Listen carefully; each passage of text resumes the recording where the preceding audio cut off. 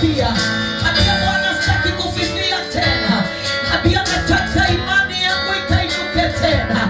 Wewe mwanzilishi wa kazi njema ndani yangu, wacha mambo ile ilififia na iliisha. Wacha inua